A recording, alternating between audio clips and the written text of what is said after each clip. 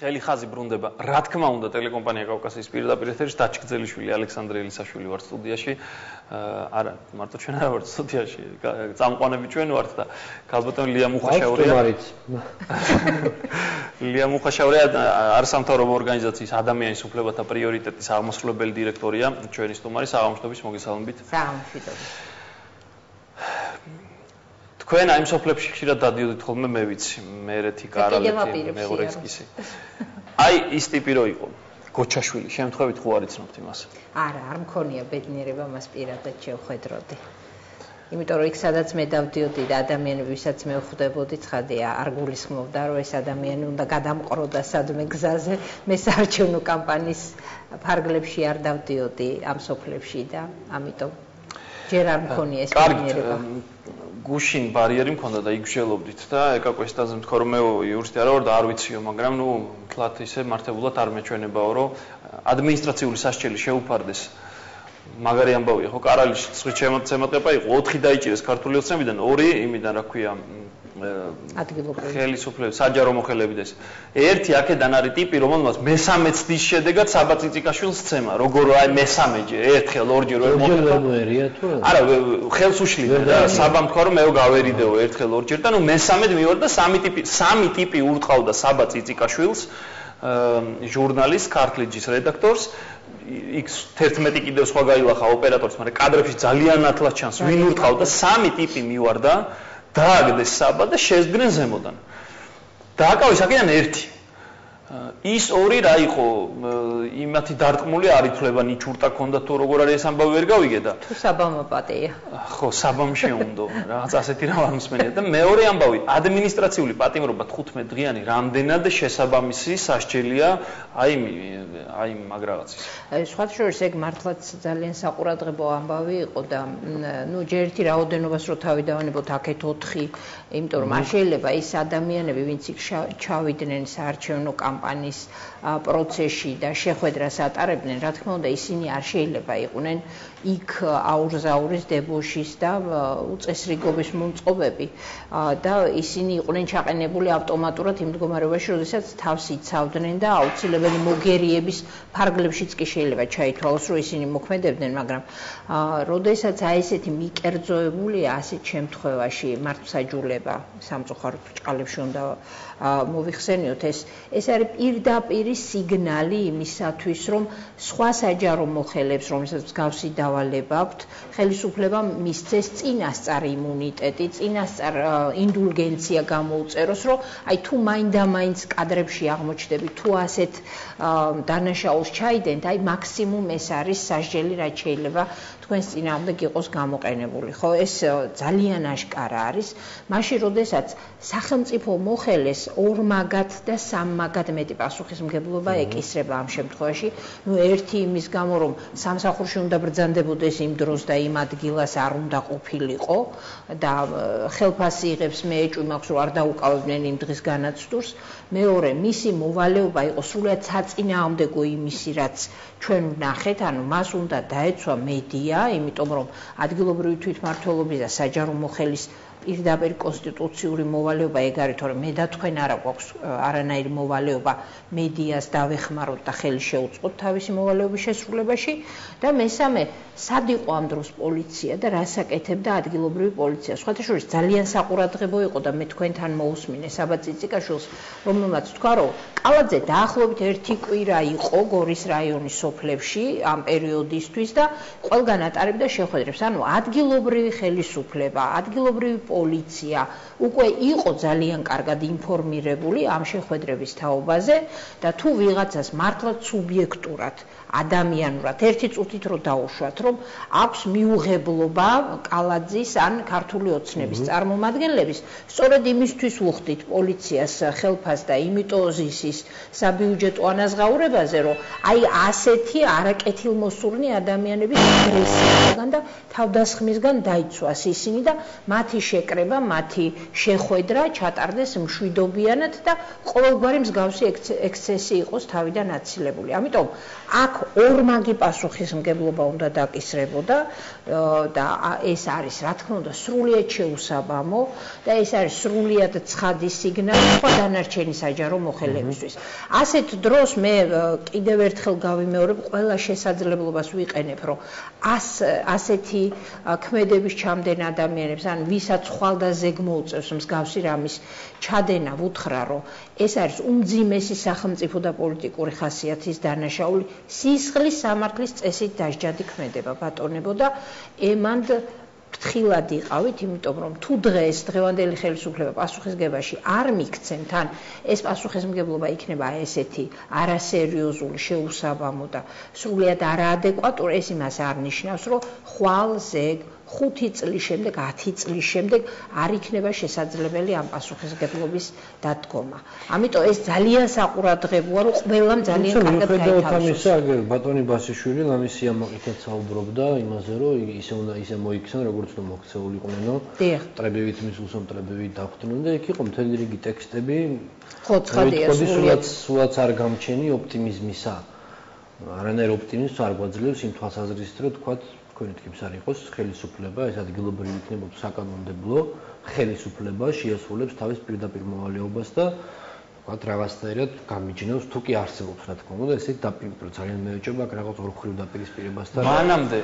მანამდე გავიხსენოთ კიდე ერთმნიშვნელოვნად წამქეზებლური იყო დავით ბაქრაძის განცხადება. თუ გახსოვთ ამ ყველაფერს მერეთის მერე იყო განცხადება ბაქრაძის და მერე კარალეთის ამბავი და ცემატ-ყეპაციო. კაცი გამოვიდა პარლამენტის თავმჯდომარეა, კონსტიტუციით მეორე კაცი არის სახელმწიფოში, ხო? და გამოდის ამ მესმისო მერეთის მოსახლეობისო იმდევნილებისო, იმიტომ რომ თავის თავზე იწვნიეს. გეგონება ჩვენ თავზე არ ვიწვნიეთ ეს ომი და მანდ ამის დევნილმა განიცადა, ისა კი იმან მეტად იქ სახლი დაკარგა, კარი დაკარგა. ეგ რა შუაშია ჯერ ერთი. საერთოდ საქართველოს რუსეთის ომზე რო ბაქრაძე ალაპარაკობს, ეგეც საინტერესოა კიდე. დანაჩანგლებით დღემდე უტევს იქ რა ქვია. ვლადიკაუკას ასწდა მაღლა და გამოდის დამოს რომ მესმისო იმ საჯარო მოხელეები დაფიქსირებული იყო საგანგებო სიტუაცია სამინისტროდ. შედალოცილო პარლამენტის თავმჯდომარე ხარ, გამოდი ცოტა ამ ნაციონალური მოძრაობის ნაჭუჭიდან და თქვი რომ ისინი შენი მოქალაქეები არიან, ვისაც უბათქუნეს იქ არა. მე რა არის პოლიტიკური ოპონენტები. გამოდი და თქვი რომ არ შეიძლება ასეთი რამ საჯარო მოხელის მეტი მოეთხოვა. ყველა ამოიცნეს, ყველა იდენტიფიცირდა და გააქეზა. მე წავიდა კარალეთის ცემატ-ყეპა. ესე როგორ შეიძლება რა რაღაცა ყველასია ეს სახელმწიფო მარტო ნაციონალური მოძრაობის ხო არ არის რა თქმა უნდა. შეიძლება ახლა ის მაგონდება, როდესაც უზენაეს სასამართლოს მოსამართლეებს გაუსწორდნენ 2005 წლის ბოლოს და ასე ვთქვათ გაიყვანეს სასამართლოდან და აიძულეს მოსამართლეები რომ უარი ეთქვათ თანამდებობაზე და თავიანთ სამსახურებრივ მოვალეობაზე. მაშინ ერთ-ერთი არგუმენტი ძალიან სამახსოვრო ჩემთვის თქვა ბატონმა მერაბ ტურავამ, ის ეუბნებოდა თავის ასე ვთქვათ ბრალმდებლებს მაშინ რომ როცა თქვენ გაგასამართლებენ და თქვენი დრო დადგება, მაშინ მიხვდებით რატო არის მნიშვნელოვანი დამოუკიდებელი და მიუკერძოებელი სასამართლო. და მოვა დრო, სხვადასხვა მე ვფიქრობ, რომ მოქრუაშვილმა იწვნია მაგისი პირდაპირ შედეგი და ნაყოფი იმისა, იმ უკანონობისა, რომელიც დათესა მოიმკა მერე თავის თავზე. იგივე მეთოდებით გაუსწორდნენ მასაც, აი ზუსტად ამას მოიმკიან ის ადამიანები, ვინც დღეს თესენ აი ამ ბოროტებას და აი ესე თუ მსგავსობას. მაგრამ ძალიან სამწუხაროა, რომ ჩვენ არა გვაქვს არანაირი პოლიტიკური კულტურა და აი თქვენ რასაც ამბობთ, დალოცვილი ბაქრაძეც კი, რომელიც უნდა იყოს ამ ქვეყანაში კონსტიტუციური წესრიგის პირველი მომხრე, დამცველი და მოუწოდებდეს მართლაც შეურიგებელ მხარებს. ის კი არა პროვოკატორებს, მიგზავნილებს და პირდაპირ დავალებას რო ასრულებენ და ბრძანებას, არამედ აი მართლაც როცა არის ადამიანის მიუღებლობა, როცა არის არაშემწყნარებლური დამოკიდებულება ოპონენტის მიმართ, აი მაშინ უნდა მოუწოდებდეს და პირადად უნდა ცდილობდეს მხარეების შერიგებას იმ კონტექსტში, რომ არჩევნების პროცესში ყველას აქვს გამოხატოს უფლება თავისი აზრი თავისუფლად და ამისი დამცველი უნდა იყოს სწორედ პარლამენტის თავმჯდომარე, საკანონმდებლო ორგანოს პირველი პირი და ამის მარცვლად აი ესეთი დაკნინება ადამიანისა, მიუხედავად მისი თანამდებობრივი და პოლიტიკური მდგომარეობისა, რა თქმა უნდა, ძალიან კარგად იქნება ამოცნობილი ამ მრჩევლის მხარეს. ამიტომ ამაზე მე მაინც გული არ მწყდება, იმიტომ რომ ამ მრჩევლმა უნდა ნახოს ვინ არის და უფრო უარესი იქნებოდა ჩემის აზრით ბაქრაძის რომ გაეკეთებინა სრულიად ლიბერალური კონსტიტუციური განცხადებები და შეენიღება თავისი ნამდვილი სახე. მე ვფიქრობ რომ კარგია გაშიშულდა, დავინახეთ რომ მეფეც შიშველია, დედოფალიც და ლაზიერიც. სიშიშვლე იქით იყოს და კიდევ ერთი კრიმინალი ხდება. ტელეკომპანია კავკასიაში, ეხლა რასაც ვიტყვი. ტელეკომპანია კავკასიაში ჭუბი იყო და მთელი ამბავი და ვახსოვს ხო 2 წლის წინანდელი მაისის ამბები, რამდენიმე ადამიანი დააკავეს. ერთი იყო ლევან ჩიჩუა, რომელიც იჯდა სკამზე. არ ამდგარა, საერთოდ არ ამდგარა. კი ბატონო, შეიძლება ვიღაცა ეწინააღმდეგებოდა მის ნათქვამს, არ ეწინააღმდეგებოდა. იჯდა უბრალოდ სავარძელზე. არა პირდაპირ ეთერში ჩანდა ეს. შემდეგ კადრებში ჩანდა რომ არ ამდგარა საერთოდ. არ გასულა. ხო რაღაც ერთხელ ქონდა შელაპარაკება, როგორც რაღაცა უთხარი და რაღაცა მითხრა მორჩა და გათავდა ისე დავжда თავის სკამზე. ციხე მიუსაჯეს 4 შვილის მამა ჟურნალისტური საქმიანობის ხელი შეშლის გამო. ჟურნალისტებს, ანუ კავკასისტებს ჩვენებები მოეს რომ არავის ხელს არ უშლიდა კადრები არსებობს და მე სხვა ბრალით წაუყენეს, რომ იქო ილიანთან რომ რაღაცა ჭუბები იყო და სხვებსაც სხვა შორს და რამდენიმე კაცი არის ეს კაცი აი სახელი და გვარს ვამბობ, რომ არ ამდგარა სკამიდან, იჯდა სკამზე და მიუსაჯეს ჟურნალისტური საქმიანობის ხელი შეშლობა. ეს არის არჩევითი სამართალი. კარავეთში ხო სცემეს ამ ჟურნალისტებს. მანამდე ხო ამ იმპოცხრის ჟურნალისტებს რეგიონებში დაძლებდნენ და სცემდნენ ზესტაფონში, ქარელის ოფლებში. აი ახლა ეს რაღაცა თავისუფალი მედია ჯგუფი, რაღაცა თავგასიებული ტიპები რო დადიან. დღეს შევარდნენ სამტრედიის ოფისში, იმის რა ქვია, ქართული ოცნების. შევარდნენ და არ გამოდიოდნენ, არ აძლევდნენ იქ ჟურნალისტებსაც და სხვებსაც დღევანდელ კადრები. კამერები შევიდნენ და არ გამოდიოდნენ, აი რაღაცა მითხარით, აბა ეს მითხარით. გამოიცა ხალხმოწყალ პოლიცია და პოლიციამ ხამა ჩვენ ვერ გავუყანთ აქ არაფერს არ შეავებინო, კრიმინალი არ ხდება. მანამდე იმპოცხრის ჟურნალისტებს დაძლებდნენ და რაღაც საიზღრობებს ეკითხებოდნენ, ხო და ეხვეწებოდა ერთი გოგო, გადამაღებინეთ, მუშაობ. ეს არის ჟურნალისტური საქმიანობის ხელი შეშლა. რის გამოც კაცი ის ციხეში რომელსაც არაფერი გაუკეთებია და 4 თუ 7 წელი მიუსაჯეს ბოდიშვიხტი იმის დროს ზუსტად აღარ მახსოვს, რომ ბევრი იყო. 7 კაცი დააკავეს. ეს დაიჭირეს იმიტომ რომ ჟურნალისტური საქმიანობის ხელი შეშლოდა. ეს ტიპები დადიან და ჟურნალისტებს მე იმპოცხრის და სხვის გასახანს არ აძლევენ გადაღების საშუალებას. ისე საინტერესო როგორ არის ეგა ჟურნალისტმა რომ ჟურნალისტურ ხელი რო შეუშალოს ეს კანონი მაინც კანონში ყოლ დაფიქსირებული. არ აქვს მნიშვნელობა ვინ უშლის ხელს. თავარი საჯარო მოხელე იყო ეს სამტრედის გამგეობის თანამშრომელი ანალი თავისუფალი მედია ჯგუფი არა კვატი ერთი არის იმის და ერთი ვინც იმპოცხრას უშლიდა კიდე სიღნაღის გამგეობის ის ყოფილა თანამშრომელი. ხო და სად არის ამ დროს თემიდას ქართულ თემიდას ძინავს ალბათ სადღაც ამ სიტყვაში და წამოწვა ჩრდილში კაკლის და იმაშვება რა ქვია დაავიწყდა სამართალი. აი ეს ახლა რა წესია. თქვენ გეკითხებით გეგონება თქვენ მეტყოდით. ხო მე ვერ გამოვდგებით ბრალმდებლად ამ შემთხვევაში, მაგრამ ის ხალხი ხო ჩადის დანაშაულს. ხო ეს არის კრიმინალი რა. დაასდევენ და არ აძლევენ გადაღების საშუალებას. აშკარად ეს არის თან უბედურება ისე რომ პირდაპირ ეთერში ვხედავთ ამას და პირდაპირ ეთერში ვიდეო მასალა თავისი ხმოვანი ასე ვთქვათ თანხლებით თუ ეს რა სიტყვიერი შეურაცხყოფებით და რა უმსგავსი ფორმებით ხდება ეს ყველაფერი ეს არის ისეთი მტკიცებულები მე სწორედ მაგის თქმა მინდა კიდევ ერთხელ და ხაზგასმით ყველა საყურადღებოთ რომ ეს მტკიცებულებები ბატონებო არ გაფერმკრთალდება, არ გახუნდება და ყავლი და ვადა არ გაუვა და ხანდაზმულობის ტვერი არ გადაეფარება. ის იქნება გამოყენებული და იქნება ეს დღე მოვა დადგება. შეიძლება დღეს არა, ხვალ არა, მაგრამ მოვა ეს დღე, როდესაც ამ ადამიანებს პასუხი მოეთხოვებათ ამ საქციელისთვის და ეს აუცილებლად უნდა მოხდეს. ეხლა სხვა საკითხია, შეიძლება ყველა ციხეში არ ჩავსვათ და არ ვიყოთ ასეთ სისხლის მსმელები და არ მოვითხოვოთ, რომ ნულოვანი ტოლერანტობა იყოს, მაგრამ უნდა გამოცხადდეს, რომ ეს არის დანაშაულებრივი ქმედება, ამისთვის დადგენილია კანონით სასჯელი, საპატიმრო, მაგრამ შეიძლება არ მიესაჯოს. მე არა ვარ მომხრე, რომ თავი წავაცალოთ ადამიანებს და მაქსიმალურად მკაცრი სასჯელი, მაგრამ სახელი უნდა დაერქვას, რომ ეს არის დანაშაულებრივი ქმედება. კარგით, ეხა იურის უნდა კითხოთ ერთი რამ, იმიტომ რომ ვოცნებობ, რომ ეს ხალხი მე გადამეყაროს, აი ეს მედია ჯგუფი, ხო ხარ ზანგორში იყვნენ ხანსამტრედიაში ხანებაში, მოძრაობით. ფასროლინო? არა, აი მართლა მაქვს შეკითხვა. თქვათ მე წავედი გადაღებაზე. აი ეს ვიღაც თავგასიებულები ამედევნენ და დამიწყეს იმ გოგოს რო ეკითხებდნენ მართალია რომ შვილი უპატრონო ბავშვთა სახლში ყავს ჩაბარებული და ამ გოგო მთხრა ხო 6 შვილი მყავს ჩაბარებული და ნუ ამ გოგოს იუმორის გზნობა აღმოჩნდა თან მოთმინების სასწაული უნარი საოცარი და ეხლა ეს ტიპები რომ ამეკიდრონ და არ მომცენ იმის გასაკანი რო გამოვიძახო პატრული როგორც ხდება იმას ხვები ეხლა რაღაცა ისეთ ჰოლივუდის სცენარს არ წერ რაც არის რასაც კადრებში ხედავთ იმას პატრულმა თქვა რომ ისი რა კანონს არ აღვენ არა კანონს არ აღვენ ჟურნალისტურ საქმიანობას რო დავიჭირო ეხლა და დაუსიო ყურები იმაცებით მე დამიჭერენ ხო და ეს დანაშაულია დანაშაულს რო ჩამიგდო პოლიცია არ რეაგირებს არ გირჩევთ ალეკო მაგის გაკეთებას იმიტომ რომ ეს ეგრეთ წოდებული იურიდიული ტერმინი თვითდახმარება და არ იქნება აღიარებული პოლიციის მიერ და უმალ თქვენ დაგიჭერენ და ნუ მოსინჯავთ მაგას და ნუ იოცნებებთ ასეთ რამეზე იმიტომ რომ არ ღირს ამის გაკეთება ჩვენ გვჭირდება თქვენი ჯანმრთელობა რა თქმა უნდა და სასამართლო რა თქმა უნდა დაიჯერებს რომ თქვენ შეუშალეთ ხელი და არაპირიქით. ხო, არა, ბოლოს ვერანაირი ადვოკატი ვერ გიშვენებს. არა, ბოლოს დროს რაღაცა ძველ ბიჭო ისე გამოდის ყველგან რაღაცა არ და ძულს ეს ძველ ბიჭო. ხო, არა, ეგეთი ოცნებები არ გვარგია. არა, მართლა, იმიტომ რომ ეს გოგოები და ისინი პატარა ბიჭები მეწოდებიან, ვიღაცა ხუთი ტიპია, აი ამ ხელა კისრებით დადიან და რაღაც დებილობებს ეკითხებიან და პოლიცია ამ დროს საყურს არ იბერტყავს და რა უნდა ქნა? აი, როდესაც თელი სახელმწიფო იმ თავგასიებულების სახით იმაშვება რა. კანონს არ გვაქვს შეურაცხყოფას გაყენებს. იუმორის ჯავშნის გარდა სხვა ჯავშანი მანდ არ არსებობს. ხო და აი ყურის ძირებში რომ მოსწყო ეგ იქნება ყველაზე კაი ჩემი აზრით.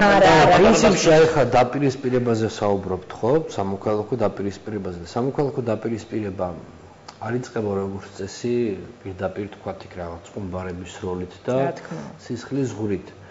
და ეხლა ჩვენ თქვათ ნახევრად ამას ირონიით უყურებთ ხუმრობით, მაგრამ ხომ ფაქტია რომ ეს როგორც ჩემი ალექსანდრე იტყო და თავგასიებული ახალგაზრდები ესე თქვათ რაღაც ორგანიზებული წესით მოქმედებენ. ფაქტი არის ეს. ისიც ფაქტია რომ ეს ორგანიზება საიდან მოდის, ხო? ორი მხარე არის ხა პრაქტიკულად ამ არჩევნებში, ეს არის ხელისუფლების მხარე და ეს არის ოცნების მხარე. ნუ არ ამგონი ეხა იქ არიან თქვათ ქრისტიან-დემოკრატები და მემარჯვენე, მაგრამ ხა რომელიმე მათგანს ალბათ ძალიან საეჭვოა რომ დაერაზმა ესე რაღაც გამგეობები. და ხედავთ თან იმიტომ თან ეს ერთ ადგილას ხო არ ხდება, არა ეს ხდება რამდენიმე ადგილას მოხდა და ერთი ჯგუფი არ არის რომ დავაბრალოთ თქვათ რომელიმე ამ ერთი კონკრეტული ჯგუფის ახირებას. ანუ გამოდის რომ სადღაცას ხელისუფლების ესე თქვათ რაღაც კულუარებში დაიგეგმა ეს რაღაცა გეგმიური ოპერაცია. ამბავი რა მიზნით? ეხლა ამას რა მიზანი შეიძლება ჰქონდეს? აქ არ გუნი ხელი შეშლაძე იყო საუბარი რომ ვიღაცა ჩაწერა ნერვების მოშლის მიზნით და წონასწორობის დაკარგვის. აი ამაზე თქვათ რაღაცა საკანონმდებლო რაღაც არ არსებობს რომ რეალურად სადამდე მივდივართ ეს ხო არა მართლა თქვათ უბრალოდ ერთი ადამიანისთვის მივდივართ იქამდე რომ საარჩევნო გარემოში ვითარება იძაბება. აი რაღაც საკანონმდებლო არ ვიცი რა ვთქვა სანქცია, მუხლი რაღაც არ ითვალისწინებს ამას რომ ესეთ ვითარებაში სიტუაციის განზრახ დამძიმება, დაძაბვა. არა, ეს ასე ვთქვათ, ეს ყველაფერი ჯდება იმ სისხლის სამართლის დანაშაულის კონტექსტში, რომელიც უკვე არსებობს.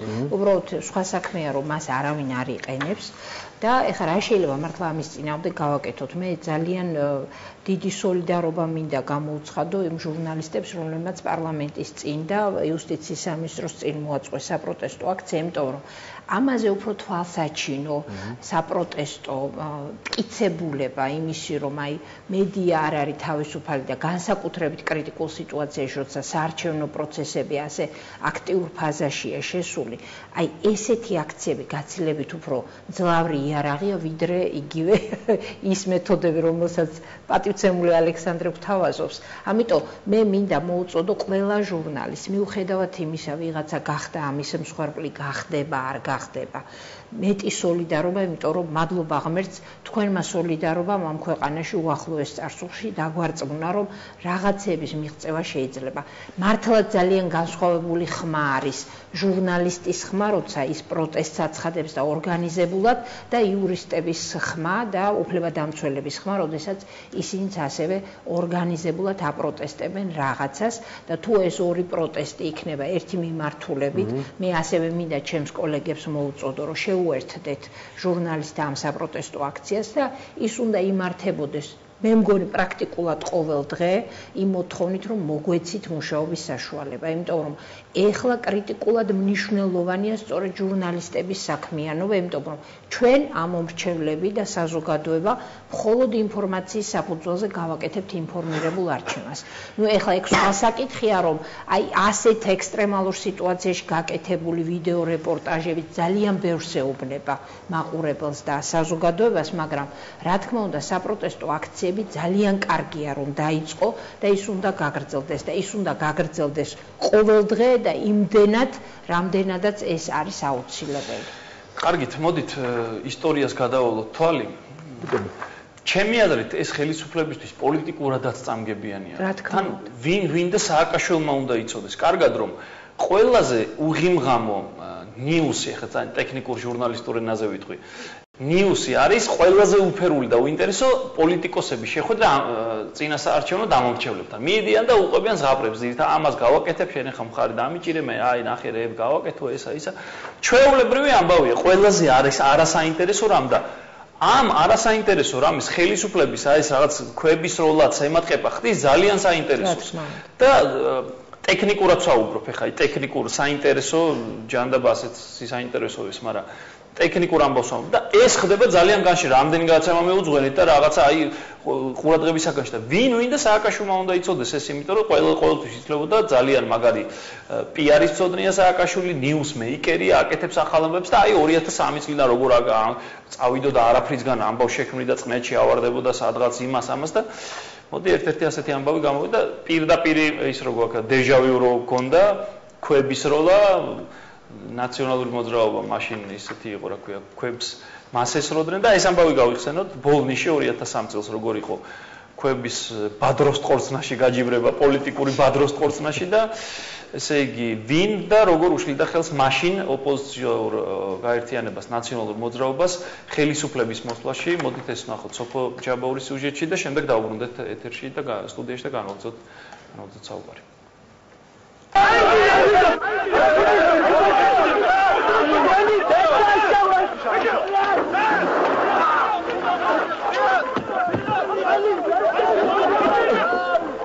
ეს კადრები ბოლნიში 2003 წელსაა გადაღებული, ანუ მაშინ როცა ერთიანი ნაციონალური მოძრაობა ჯერ კიდევ ოპოზიციური პარტია იყო.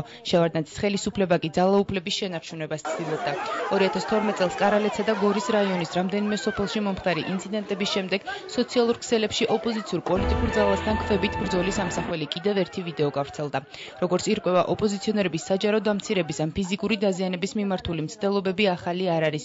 თავის დროზე მსგავს მეთოდს შევარდნაძის ხელისუფლება ნაციონალური მოძრაობის მისამართით იყენებდა.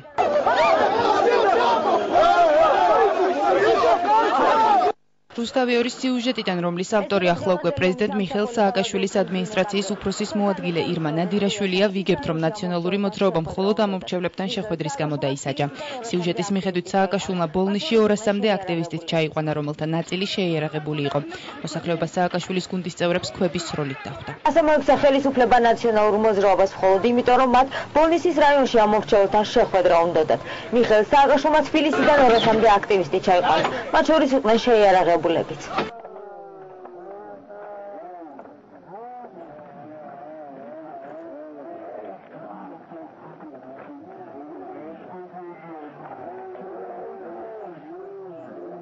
ოდნავ მოგვიანებით კონფლიქტი ფიზიკურ დაპირისპირებაში გადაიზარდა.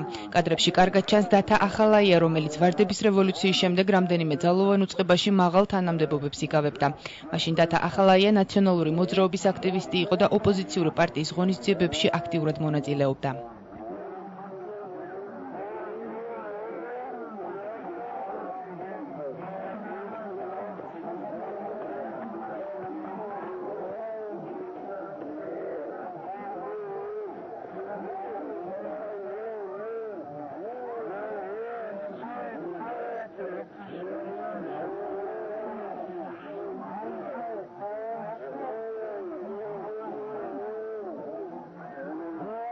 პოლიტიკაში ქვების როლა დღესაც აქტუალურია. სოფელ კარალეთში კოალიცია ქართული ოცნების ლიდერებს შეხვედრაზე მისულმა მოსახლეობის ნაწილმა ქვები დაუშინა.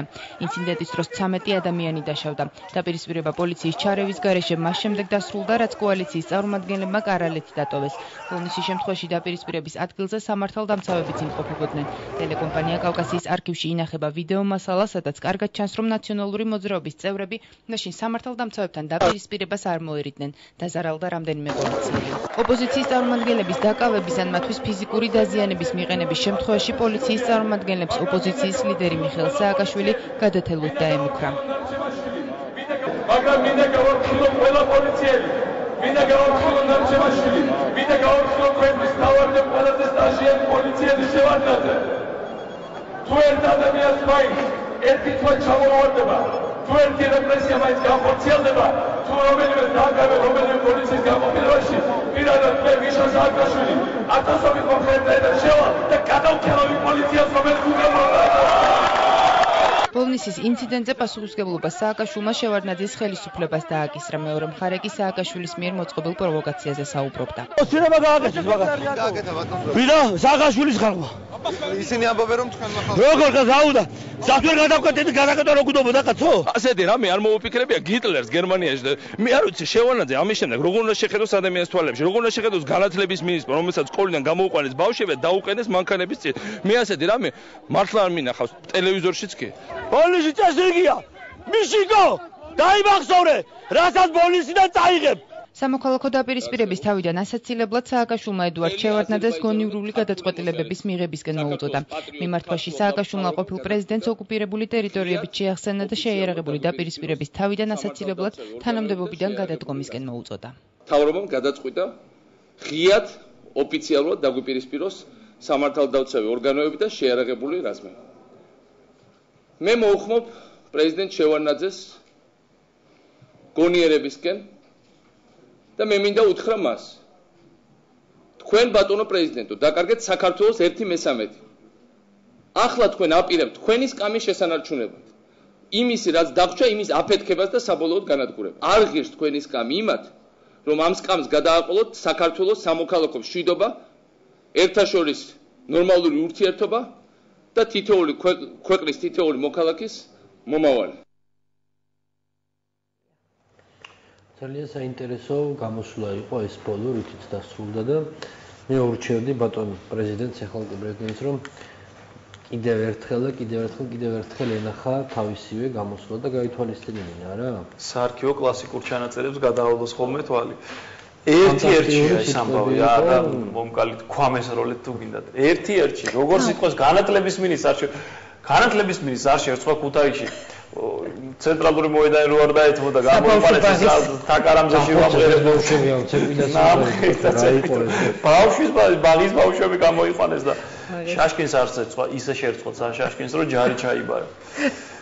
ხო და აი როგორი ამბავია რა აი ესე იგი არა გულსაკლავია რა თქმა უნდა თან ეს არ არის 70 წლის წინანდელი ამბავი ეს არის 7-8 წლის წინანდელი ამბავი და ხა რატომღაც ვიღაცას თუ გონია რომ ეს ასე ვთქვათ მაინდა-მაინც ვიდეო მასალით უნდა გაახსენო ხო ძალიან ბევრს გვახსოვს და მე ეს ბოლნისის კადრები და ეს ქვის როლის ამბები ძალიან კარგად მახსოვს აქამდეც მახსოვდა უბრალოდ ყველას უნდა ახსოვდეს ერთი რამ რომ ყველანი მივდივართ და სხვა მოდის ჩვენს და აი როგორ წავალთ ეგ არის მნიშვნელოვანი. ეხლა ძალიან ცუდი შედარება გამომივა, მაგრამ შევარდნაძე შინ წავიდა და მაშინ გახსოვთ მისი ცნობილი ფრაზა საწახვალთ და სახლშიო და მეგონი სააკაშვილს არ აქვს ეგ პერსპექტივა რომ სახლში წავიდეს და ამიტომ არის ის ასეთ უკიდურეს ზომებზე მიდის.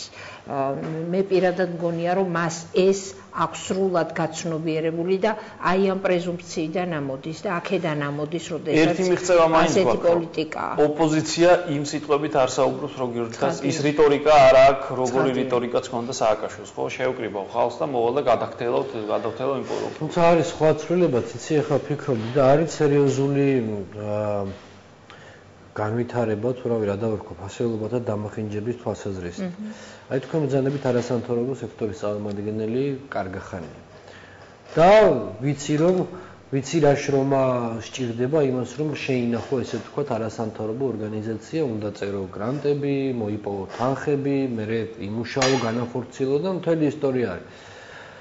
იქმნება ესე რაღაცა ნაწვიმარზე სოკოსავით არასამთავრობო ორგანიზაციები, რაღაცა სუფთა პოლიტიკა, რა ქვია კიდე ალეკო შენი ახლობლები არიან ეგენი. სუფთა პოლიტიკა ისინი ქათქათა ჩემი უკვე. რომლებიც უშვებენ საკმაოდ ძვირადღირებულ დროში, ძვირადღირებულ რეკლამებს. ისინი არიან საქართველოს არიხიდება. ძვირადღირებულ არხებზე, ესე ვთქვათ, უცბად, არანაირი ვთქვათ იქ რაღაცა ეხა არ მგონი, ეხა რომელიმე იმას ფონდს მიეცა გრანტი მათთვის. იგივე ვთქვათ, ჟურნალისტურ სამყაროში რაც შეეხება, იქმნება უცბად ჯგუფები, ჟურნალისტებად ცხადდებიან, მერე დაძდევენ მიკროფონებით, წეგან საუბრობდით ამაზე. ანუ რა არის ესა? რაღაცა ესეთი ცრუ ჟურნალისტები, ცრუ ვითომ არასამთავრობო ორგანიზაციები, იმიტომ რომ ხო ეს კვაზი პერსონები, კვაზი ორგანიზაციები, რატო ინო ხალხს ამორჩეველს თქვა თავგზაებნეს და ვეღარ გაარჩიოს ფასეული რა არის ნამდვილი.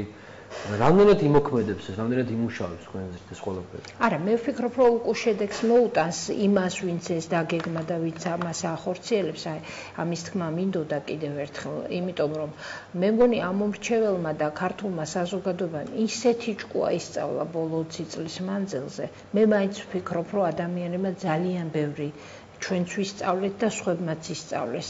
ასე რომ ეს უბრალოდ მათ სხვა არჩევანი არ დარჩათ.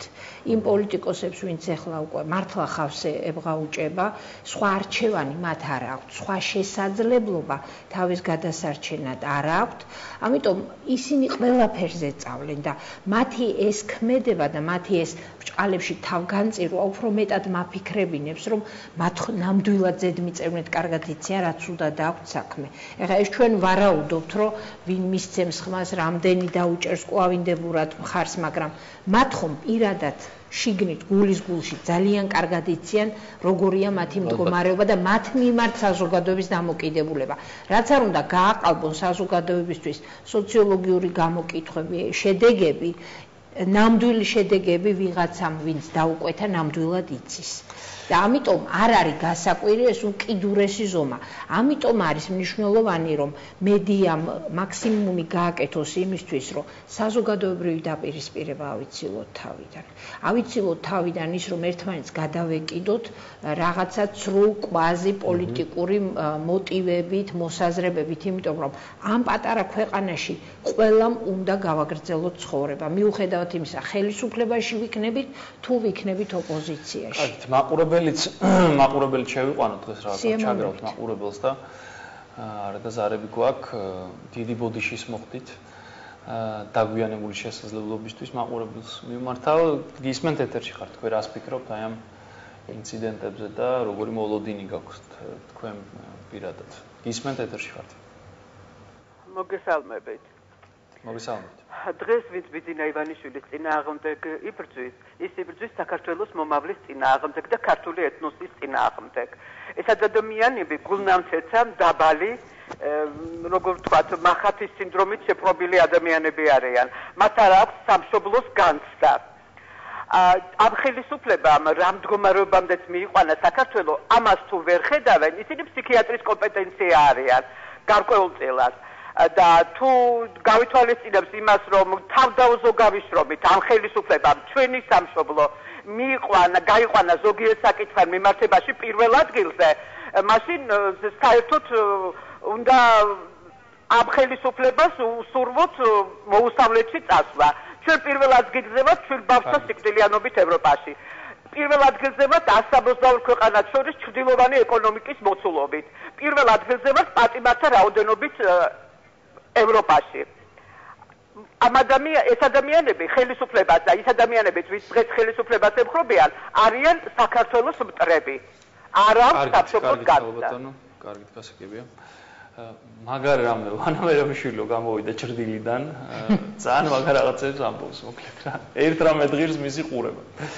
და მე ის მაგონდა. მითი დაამსხვრია ეგრევე საჯარო გამოსვლის დროს განსაკუთრებით ჯიჯილაშვილთან ინტერვიუ იყო, ძალიან საინტერესო სანახავი და ის 9-ჯერო იმეორა და იგივე ეგეც ხომ მაგარი იყო. კიდე უფრო მაგარი რამ თქვა, რო შეხვდა გლეხებს და უთხრა, რომ სირცხვილი არ არისო, კაცო, კეხურა მიყვარსო და სირცხვილი არ არისო საქართველოში ასეთი ვაშლი შეგვიძლია მოვიყვანოთო და რაღაცა ისინი შემოდის უცხოეთიდან. არ აქვს ხვენია და ისა რა ქვია ესეთი შენი ბრალია და ჩემი ბრალია. მეც არ აქვს ხვენია რომ ვაშლი არ შემოდის ირანიდან და რაღაცა ჯანდაბიდან და დოზანიდან. არ აქვს ხვენია. წლების განმავლობაში ვაღიარებ, ვავიწროებდი და არ უწყობდი ხელს სოფლის მეურნეობის განვითარებას. მე ჩართული იყავი მთელ რიგ სქემებში, რაც ემსახურებოდა ირანიდან და სხვა მეზობელი ქვეყნებიდან, სხვადასხვა თურქეთიდან და სხვადასხვა პროდუქციის შემოტანას, შემოხონდა ტონობით კვერცხი, პომიდორი შეხარჩენი ბატონი, ვაშლი და ასე შემდეგ, კარტოფილი. ამასთან აი კაია ამ ახსარების მოსმენა და შემიძლია საწვავზე ფასების ესე ერთდროულად შენარჩუნება და აწევაც ვაღიარო, ჩემო ბატონო. ძალიან კარგი რომ ბოლოს და ბოლოს ამას ვისმენ, იმიტომ რომ მართლა სირცხვილია ირანიდან ვაშლი შემოგდიოდეს.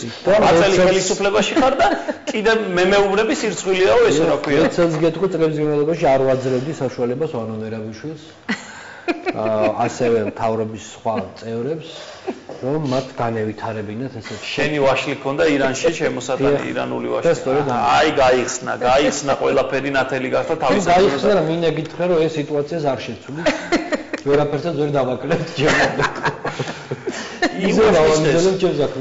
იმ ვაშლის ხეს ჯერ ერთი მორწმა ხო უნდა არა და სასმელი წყალი რო არა აქვს დღეს იყო სვანების სოფელში უდაბნოში ჩასული ივანიშვილი და თქვენს კვირაში ერთხელ გვაქვს წყალი მოსარწყავი წყალი რო არ მოდის კაცფში და გორში სარწყავი წყალი რო არ აქვს იმიტომ არ არის ის ვაშლი ხო და ქარელში და იმიტომ შემოდის და დაუწესე ცოტა მაღალი ტარიფის სოფლის მეურნეობის იმას რა ქვია აუწიე ცოტა პროტექციონიზმი არ გვაწყობს ახლა და იქნება შესაძლებლობა რომ უფრო მეტი გამოიტანო ხო რა თუ და 8 წელი ხელისუფლებაში ხარ დალოცილო ჩვენ გვერდი რა გვექადნები და გვემადლები რომ სირცხვი ხო სირცხვილია ხო და 8 გასვამო 8 წელია რომ იმაშოო სარწყავი წყალი მიგეცა და იქნებოდა ვაშლი რა თუ და ამას ფილოსოფია ვანამუსეთ ახლა ჩემო ბატონო და ვიქნებ მოვატავით ვაშლი იგივე აი გორი ცხინვალეს მიმდებარე ქართულ სოფლებში არ წყალი არ აქვს არა აქვს ეგ არის პრობლემა სარწყავი სუნჩივი სასმელი წყალი არ აქვს ჩვენ სამაგეროდ გაზს არ ვაძლევთ იქით ამ ხარეს ხო არა გადაგიკეტეს ოსებმა წყალი წყალს მიაქვს საქართველოს რაღაც ხელისუფლება ისთვის 4 წელი ომი მორჩა 4 წელია ოსებმა გადაკეტეს წყალი ხო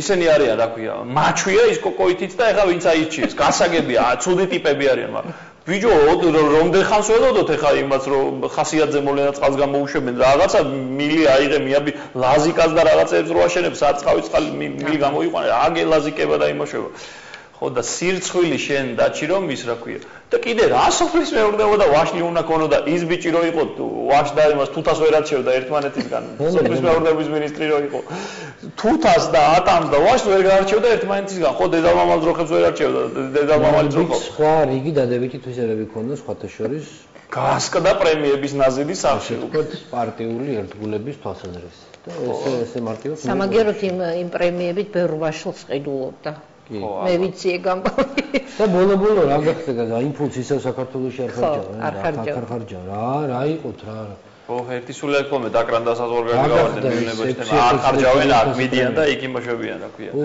არ შეარჩინეს მოკლე დავხარს ხო და გადათავლია რა უნდა მეკითხა კიდევ მედიას ეხება ეს ამბავი მაცოხებს ერთი ამბავი აი გეგმები იურიდიული კლასიფიკაცია თუ შეიძლება გითხრათ ჩემი აზრით ეს არის კორუფცია ეხლა მაგა გახსნით შემოსავლების სამსახურს რატომ მოვიდა ასეთი იაღლიში არ ვიცი მაგრამ გამოუვარდა ერთი კვირის წინ ასეთი ამბავი რომ წელიწადნახევრის წინ პარლამენტის დადგენილებით 36 მილიონი ხო ჩამოეჭრათ ტელევიზიებს დავალიანება ვინ ტელევიზიებს ერთი იყო იქიდან ალალი და უსაყვედურო იყოს 25 არხისთვის ბათუმში როა 400,000 დოლარი ჰქონდა ვალი ასლან აბაშიძისგან მოყოლებული იმადზე ალალი და უსაყვედურო იყოს და დანარჩენი ფული ჩამოაჭრეს პირველავს რუსთავიორს და იმას რა ქვია იმედს შესაძლოა რეალტივისაც არავინ არ იცის ეს ამბავი იმიტომ რომ არ გახსნეს ეს ამბავი ვის რამდენი ჩამოაჭრეს რატომ დაუკრავდა წელიწადნახევარი გავიდა და ეხლა გითხრათ კიდე როგორი დავალიანება აქვს რუსთავიორს აქვს საზოგადოებრივმა უწყებელს 3 მილიონი ნახევარი ისევ წელიწადნახევრის თავზე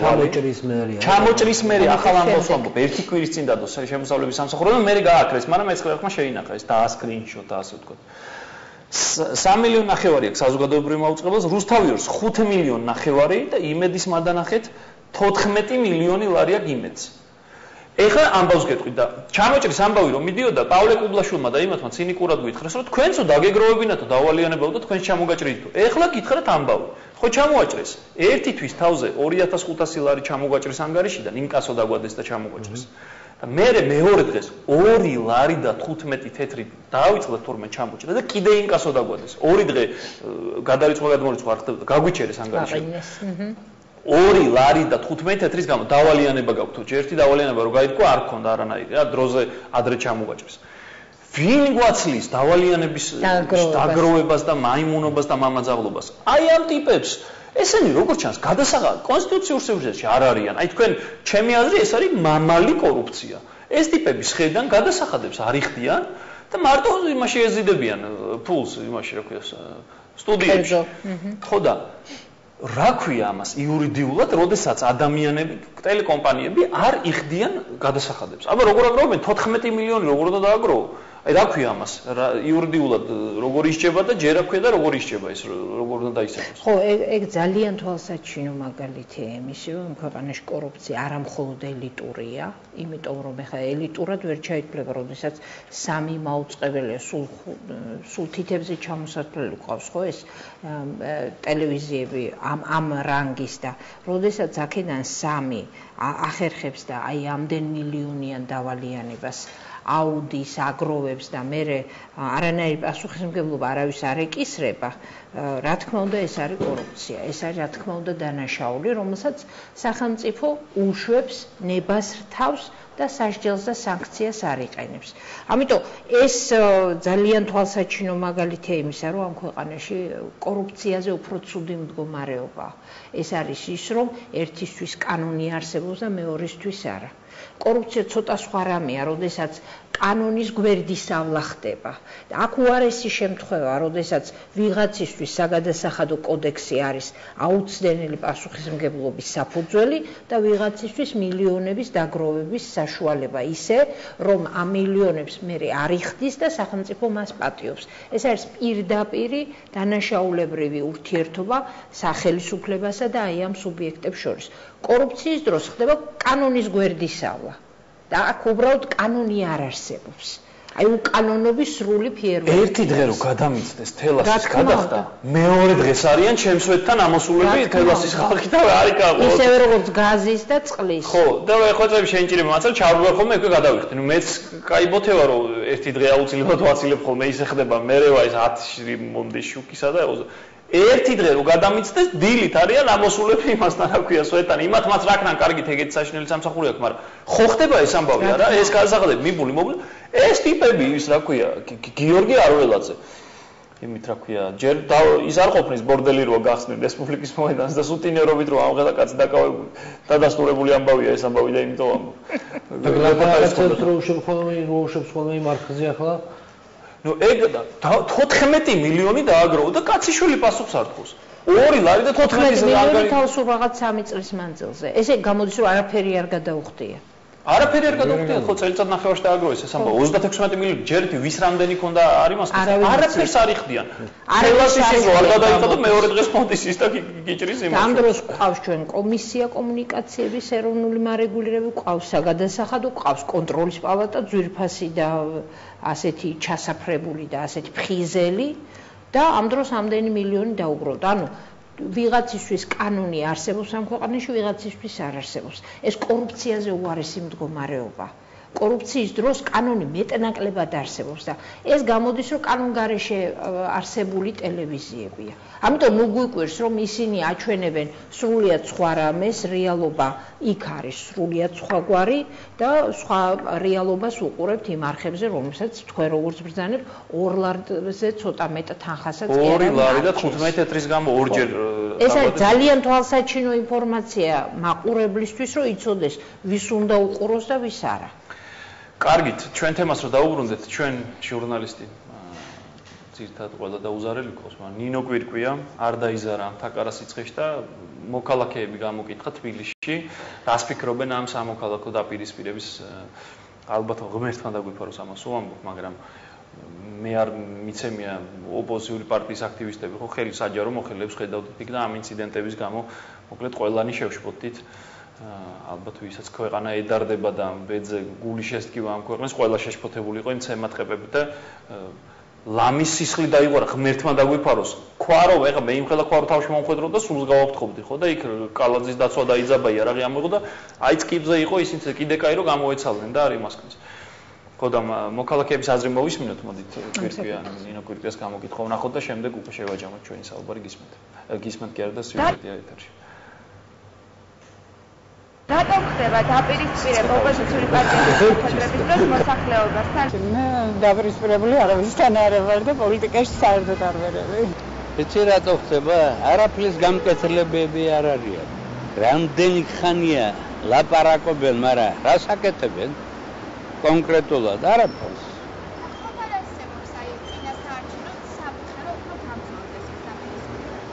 არა მგონია მე მგონია მაინც ხალხი ბრძენია და ერთმანეს არ დაუპირისპირდება.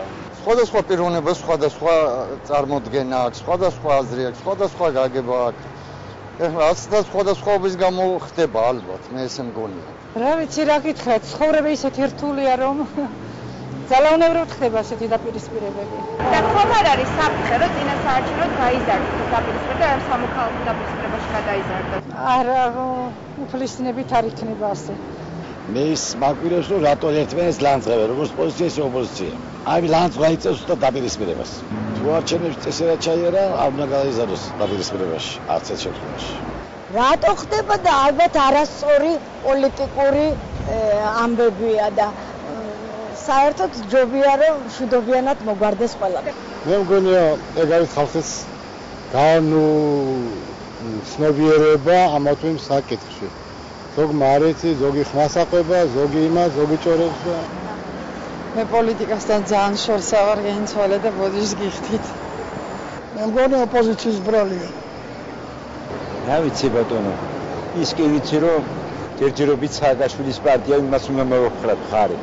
ოპოზიცია ხო რა ვიცი ახლა როგორ წაიყვანთ რომ არ უგან. იმიტომ ხდება შილო რომ დიდი ვაჟა-ფშაველა ამობს თავის უიღბლო იღბლიანში. შიერი ეძებს საზრდოსა სითაცრაღონეს გახდება. აქ მადლი ჩანადინარი იქსა იქიოს და გხდება. მე მგონი ჩვენი ხალხის შეუგნებლობა. რა ვიცი, თავრობა არ დგას ალბათ თავის დონეზე და პროვოკაციებს აწყობენ, წამოგება უნდათ ამ პროვოკაციას. რატო ხდება ახლა? უნდათ რომ ხალხი არ მივიდეს ალბათ ამ ოპოზიციის აქციებზე და იმიტომ ხდება და ძალიან ცუდია რომ ხდება. და ხომ არ ფიქრობთ რომ წინასაარჩევნოდ დაპირისპირება შეიძლება გაიზარდოს? მე ვფიქრობ რომ არ გაიზრდება. იმიტომ რომ ხალხიც უფრო მეტი და მეტი გამოვა და ალბათ მთავრობაც მიხვდება რომ საჭიროა მშვიდობიანი ბრძოლა. აბა ვიცი, მე ტელევიზორში უყურებდი და არ მომეწონა ეს ყველაფერი. მაინდა-მაინც ჩვენ ერთი ერის ხალხი ვარ და ეს დაპირისპირება კაი რამეს არ მოვიტან შედოც. ქართველი ხალხი უნდა ვერთადოთ, რომ დაპირისპირება ავიშოროთ თავიდან. ტაჩიკძელიშვილი, ალექსანდრე ელისაშვილი მუშაობს სტუდიაში და უძღვებით ხელხას და ქალბატონ ლია მუხაშავრია, არასამთავრობო ორგანიზაცია ადამიანის უფლებათა პრიორიტეტის აღმასრულებელი დირექტორია. ჩვენთან სტუდიაში ერთგვარად მოდი შევაჯამოთ კიდევ ჩვენი საუბარი და რა ვიცი, თუ გაქვთ იმის განცდა, აი ამ კარალეთის სემატყეპის მერე გაავრცელა 4 პუნქტიანი რაღაცა ის დეკლარაცია ძალადობაზე უარი ვთქვათო და ეხლა ისე გეკონება ის მართლა ზონდერები დადიოდა ეხლა კალაძე, მაგრამ კაი ჯანდაბას ვითომ ძალიან მიამიტები ვართ, მაგრამ ეს დეკლარაცია სჯობს უდეკლარაციობას და ჩავთვალოთ რომ ხელისუფლება მიხვდა რომ რაღაც ასე არ შეიძლება, მე უწყებად შორის კომისიაც შეიკრიბა, ოპოზიცია ხელისუფლება იშვიათად ხედავთ ამ სცენას ერთმაგიდის გარშემო რო შედან და რაღაცას მასლაათობენ, მაგრამ ესეც იყო თუ გაგიჩინათ ამ ყველაფერმა განცდა იმის რომ რაღაცა მოეშვება ხელისუფლება ამ რაღაცა ცემატყეპას. მე მაგალითად იმის შეშიც მქონდა რომ აი ბოლოს რო ივანიშვილის აქცია ქონდა გორში, ყველაზე მთავარი ამოვისუნთქე რომ ცემატყეპების და რაღაცა იმ ვიღაცა ბასიშვილის ხალხის და ვიღაცა თავგასიებულების მევარდნის გარეშე ჩაიარა ამ ყველაფერმა. პირველი ეს იყო, რა ილაპარაკა და როგორ მეორე ხალხმნიშნულობისა იყო ჩემთვის წნართო და ჩატარდა იყო ყველა საინტერესო. თუ გაქვთ განცდა რომ აი ეს დეკლარაცია, ეს რაღაცა, ეს შეხვედრა რაღაცა იმას იზამს, რა ქვია, ცოტა შედეგს გამოიღებს. ხო, აი თუ დაინახეთ, რომ თავიდან ავირიდებთ ამ რაღაც ემატყეპებს და კარალეთის და მეერეთის და ამ რაღაცების გამეორებას. თუ არისით კიდევ მეუბნებთან დაგვიფაროთ. რა თქმა უნდა, მე ვფიქრობ, რომ საზოგადოების განწყობა იყო მოსინჯული და დაიტესტა ამგვარი აქციები გაამართლებდა თუ არა. მე ვფიქრობ, რომ ცალსახაა ხელისუფლებისთვის და მათთვის, ვინც ორგანიზება გაუწია და დაგეგმა ეს ღონისძიებები, რომ ამას შედეგი არ მოაქვს. ამიტომ ძალიან მნიშვნელოვანია, რომ თქვენ მედია აკეთებთ ამაზე აქცენტს და საზოგადოებრივი აზრის გამოკითხვა ხდება პირდაპირ თუ არა პირდაპირ, რამდენად საზოგადოება იწონებს ასეთ ღონისძიებებს. ამიტომ მე ვფიქრობ, რომ საღი აზრის ვინც არის ხელისუფლებაში, უმჯობესია კარგად აწონოს ეს ვითარება. თანაც ერთი ძალიან მნიშვნელოვანი მომენტია, რაზედაც მინდოდა მაინც ყურადღების გამახვილება, ოფიციალურად ჩვენ ამ ქვეყანაში საარჩევნო კამპანია ლეგიტიმურად გამოცხადებული არ აქვს.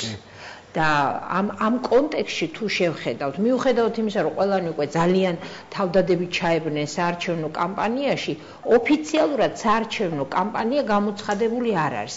კანონის მიერ ფარგლებში საარჩევნო ღონისძიებები არ ტარდება.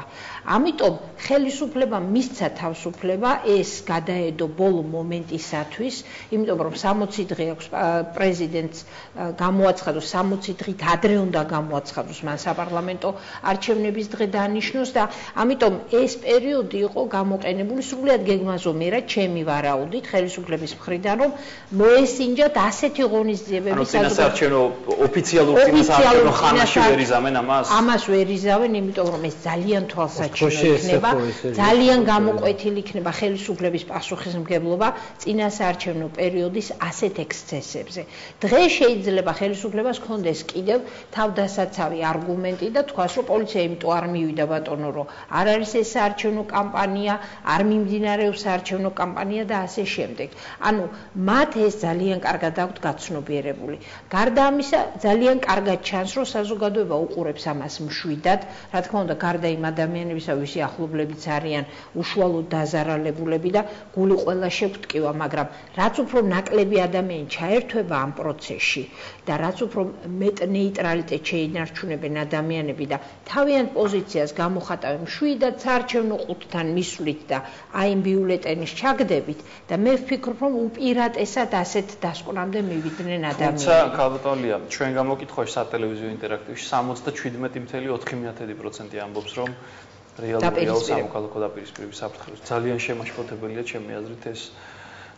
ეს არ გვაქვს ჩვენ ხა პრეტენზია, რომ მთელი NDI-ისგან და ლუის ნავაროსგან განსხვავებით ამ პრეტენზიას არ ვაცხადებთ, რომ შეუტანელი რამ არის, ვინც ამ გადაცემას უყურებდა და თან მიიღო ინტერაქტივში მონაწილეობა, მათი მოსაზრება, მაგრამ 77.4%, რომელიც არის დაძაბული როგორც ჩანს და ელის რა თქმა უნდა.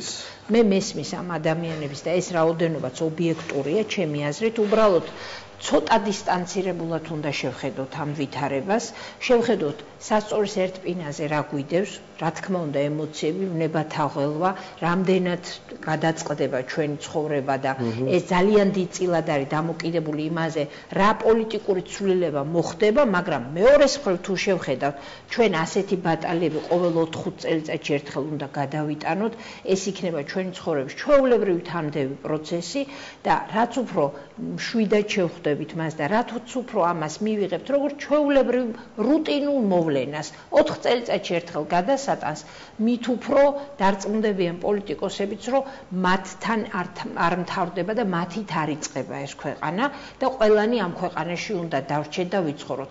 ვაი იმას, ვინც ისე მოიქცევა, რომ აღარ დაედგომებოდეს აქ.